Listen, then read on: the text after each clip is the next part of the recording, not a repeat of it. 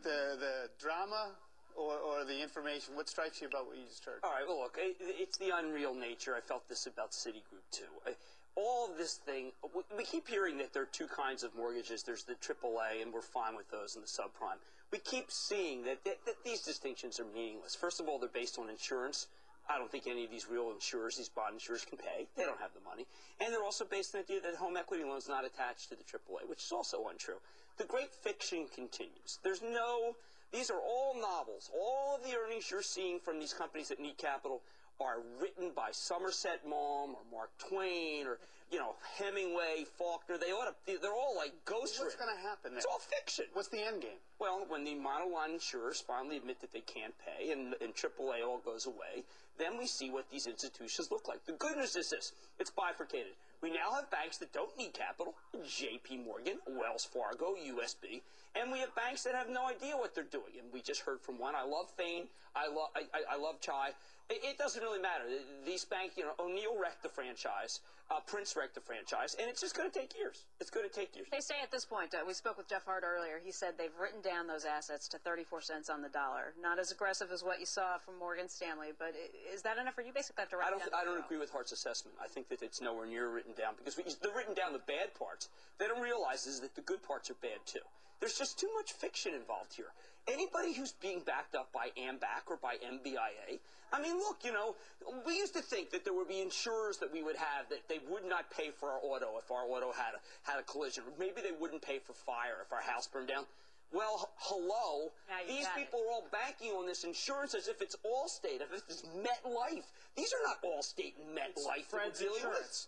Yeah. When do they come clean? At what point? When they can't pay the claims, which we know right now they are. When Eric Dinalo, who is the insurance commissioner from New York State, says, guys, prepackaged bankruptcy, I can't take it anymore. All the muni bondholders you're insuring are going to get wiped out by you clowns. When he takes over those monoline banks and monoline insurers, that's when we'll see truth. That's when it will no longer be fiction. It will no longer be fiction. How come AMBAC still has a AAA rating? How come the ratings agencies haven't moved on any of these guys yet? Because the truth is too painful. I mean, it shocks me. It actually shocks me because where you look at some... How could you take a $32 share charge and not have the Justice Department in there tomorrow? Right. Where the heck is the SEC? What are they doing? That's why I'm depending on Dinalo, because at least he's not oblivious. He used to work with Spitzer. Where is the SEC? How do you take a $32 share charge and not have any disclosure about it beforehand? How can we have these levels of fiction in financials after Sarbanes-Oxley? How do people get away with this? How do they live with themselves? That's a really good question. How does this keep happening? I don't think like yesterday that guy got bounced. They didn't even say he had to spend time with his family. They just ousted him. He said he retired, I think. Yeah, he retired. Yeah, well, there's a lot of guys who want to do some permanent intellectual retiring and retirement, because I have never seen the level of fiction. The level of fiction involving financials. These guys, the work that Skilling did with the Raptor partnership was more honest than the work that I am seeing from AMBAC and MBIA. So is the end of the novel... They got Skilling in there. Is the end of the novel and the beginning of reality, is that a first quarter phenomenon? Is it a first half? Well, maybe like the SEC will look at the books. Then we could probably get it. We need to hasten the process, is what I'm saying. Now, thank heaven, Jamie Dimons actually seems like a pretty realistic guy. His book was a work of nonfiction. His earnings were nonfiction. I've seen a lot of fictional earnings. And you point out that there are a basket still of banks that are not going to fall into that category. Well, look, anybody who says that we have AAA backed up by insurance, I mean, that's a drama. That's one of those dramas that's getting canceled on the other bad networks. But take someone like Pandit, who wasn't even with the company when they were doing all this stuff. So does he get a little bit of a free pass for another quarter or no? Well, I think he's stuck like everybody else because Prince and that board blessed the idea that AAA was AAA. There's only one, as I've been saying, there's only one AAA. That's the company that comes and fixes your tire on I-95 when it breaks down. Those guys are reliable. The agencies are just, their works of fiction. Moody's is fiction. S&P is fiction. And the people who read the fiction are the board directors of the MBIA. Who's going to call them out on the carpet besides you? No one. It's too dangerous. I shouldn't do it. It's just going to make my life miserable. But I've heard people talking about Tommy Lee Jones and the Fugitive, I don't care. I've heard people talking about this, whispering about it, not saying it on air. They're whispering, yeah. Well, you know why? Let me tell you why people whisper. Because they belong to the same, they belong to Bottisroll, and they belong to Canoebrook, and they belong to Wingfoot, and it's really awkward. They belong to these companies. Their kids go to the private schools with the other kids' private schools. I mean, that's why. It's too hard. It's like, it's too hard. It's like too many enemies. It's like, oh, I don't want to say that because, geez, you know, I belong, I play golf with that. I don't play golf with anyone. And maybe that's why I tell the truth. Or because I'm completely nuts. You're saying the entire economy is being handcuffed by the social networks that surround Wall Street. I am saying that no, not the entire economy, thank heavens, but I think that the financial guys all belong to a same club. They got to protect each other.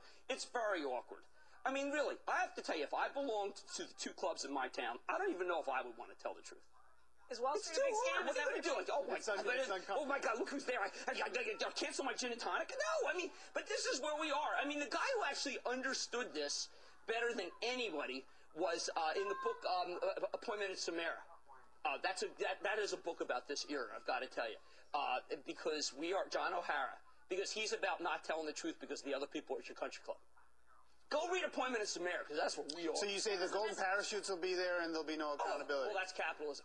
That's late-stage rapacious capitalism in this country, which is that everybody gets $30 million for screwing up no matter what. And there's no Justice Department. No one cares. If you're rich in this country, it's a fabulous place. So you can hear the viewers right now saying, Cramer is scaring the hell out of me, and there's no way I'm touching this market until this Armageddon that he's forecasting actually takes place. Well, I scared the hell out of you in August, and you got out of 14,000. So what do you tell people to do today? Look, you have to stay away from financials. I mean, there's some, look, no, we know Wells Fargo. Right. They are not dealing with fiction, they're fact. JP Morgan, we showed a lot of fact there.